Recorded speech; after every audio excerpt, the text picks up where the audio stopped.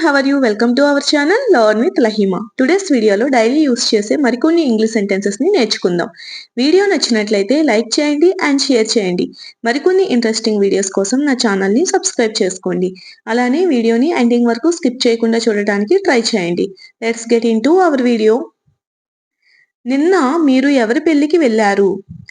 నిన్న మీరు ఎవరి పెళ్లికి వెళ్ళారు అని అడుగుతూ ఉంటాం కదా. దీన్ని ఇంగ్లీష్లో Whose wedding did you attend yesterday? Whose wedding did you attend yesterday?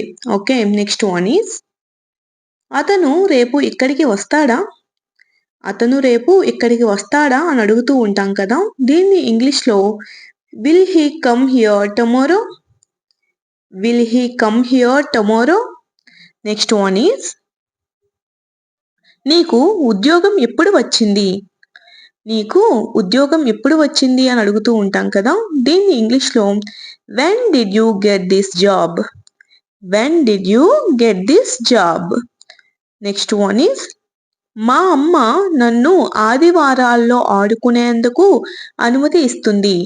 మా అమ్మ నాకు ఓన్లీ ఆదివారాల్లో ఆడుకునేందుకే పర్మిషన్ ఇస్తుంది అని చెప్తుంటాం కదా. అటువంటి సందర్భంలో my mother let me play on Sundays.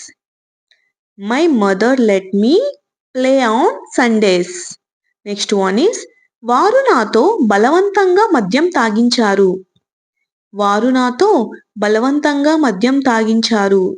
దీని ఇంగ్లీష్లో They made me drink alcohol. They made me drink alcohol. Okay. Next one is నేను అతన్ని నా కారును కడిగేలా బలవంతం చేశాను. నేను అతన్ని నా కారుని కడిగేలా బలవంతం చేశాను అని చెప్తుంటాం కదా. దీన్ని ఇంగ్లీష్లో I made him wash my car. I made him wash my car.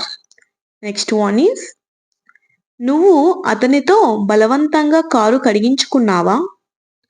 నువ్వు అతనితో బలవంతంగా కారు కడిగించుకున్నావా అని అడుగుతూ ఉంటాం కదా. దీన్ని ఇంగ్లీష్లో did you make him wash your car?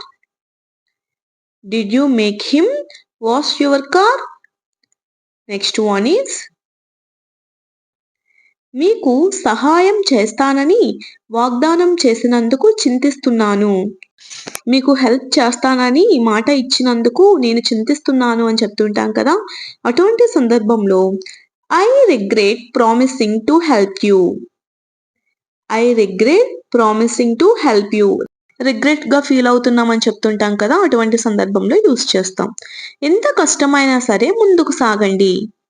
ఎంత కష్టమైనా సరే ముందుకు కొనసాగండి అని చెప్తుంటాం కదా.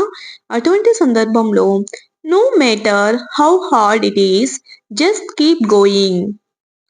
No matter how hard it is just keep going. Okay. Next one is వాళ్ళు చేయాలనుకున్నది చేయనివ్వు. వాళ్ళు చేయాలనుకున్నది చేయనివ్వు అని చెప్తుంటాం కదా. దీన్ని ఇంగ్లీష్లో let them do what they want to do. Let them do what they want to do. Next one is నేను నీకు చేయగలిగినంత సహాయం చేస్తాను. నేను నీకు చేయగలిగినంత హెల్ప్ చేస్తాను అని చెప్తుంటాం కదా. అటువంటి సందర్భంలో I will help you as much as I can. I will help you as much as I can. Okay. Next one is నేను నా ఫ్యామిలీని చూసుకోగలిగినంత జాగ్రత్తగా చూసుకుంటాను. నేను నా ఫ్యామిలీని చూసుకోగలిగినంత జాగ్రత్తగా చూసుకుంటాను అని చెప్తుంటాం కదా. దీన్ని ఇంగ్లీష్లో I took care of my family as much as I could. I took care of my family as much as I could. Okay. Next one is ఎవరిని అడిగి నువ్వు అతన్ని కలవడానికి వెళ్ళావు? ఎవరిని అడిగి నువ్వు అతన్ని కలవడానికి వెళ్ళావు? దీన్ని ఇంగ్లీష్లో by asking whom you went there to meet him. By asking whom ఎవరిని అడిగి యూ వెంట్ దేర్ నువ్వు అక్కడికి వెళ్ళావు టు మీట్ హిమ్ అతన్ని కలవడానికి. ఇలా సెంటెన్సెస్ ని డివైడ్ చేస్తూ మనం ఇంగ్లీష్ సింపుల్ గా నేర్చుకోవచ్చు. నెక్స్ట్ వన్ ఈస్ నువ్వు ఎవరిని అడిగి సినిమా చూడటానికి వెళ్ళావు? నువ్వు ఎవరిని అడిగి సినిమా చూడటానికి వెళ్ళావు? దీన్ని ఇంగ్లీష్లో by asking home you went to watch a movie. By asking home you went to watch a movie. Next one is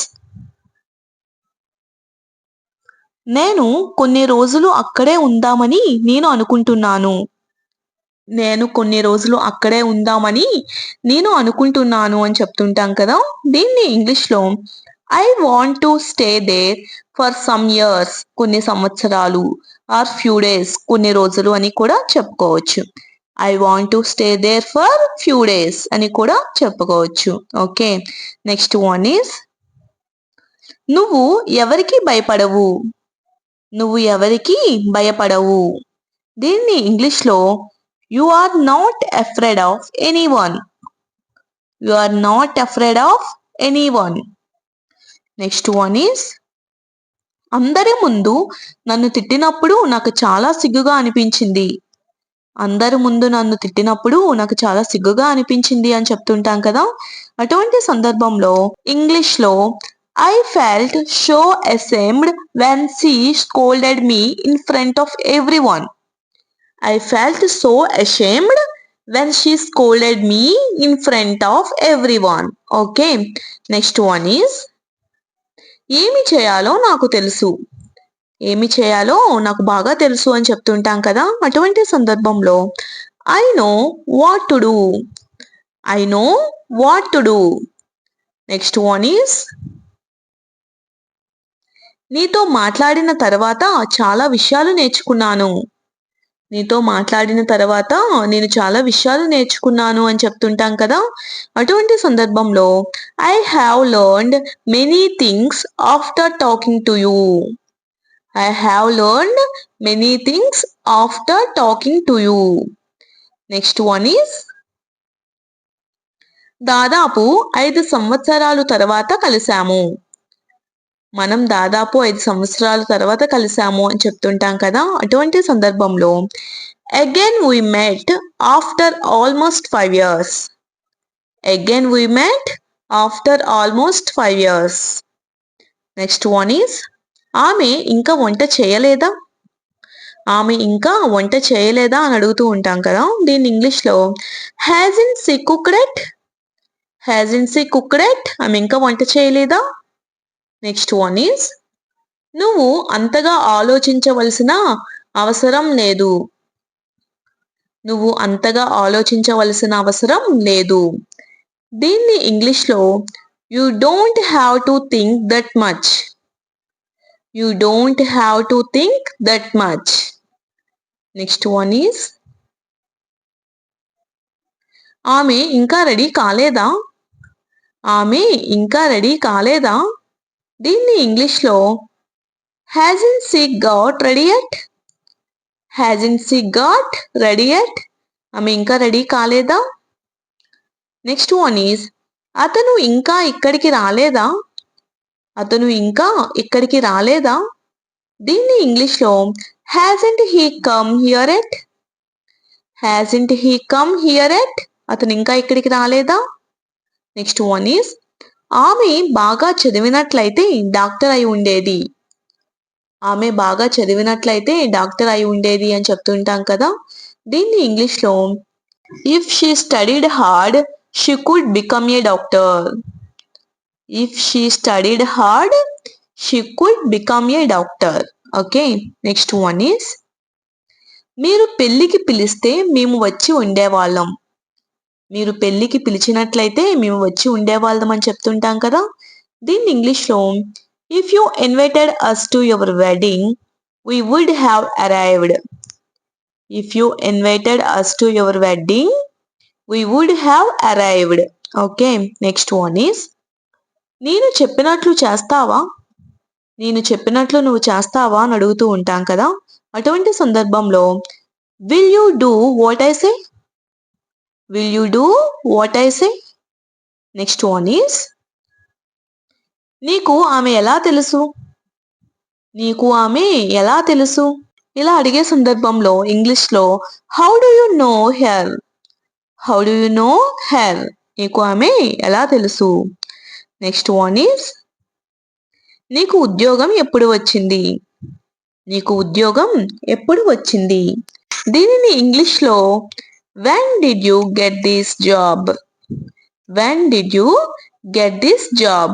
నీకు ఉద్యోగం ఎప్పుడు వచ్చింది? Thanks for watching. If you like this video, please do like, share and subscribe guys. Thank you.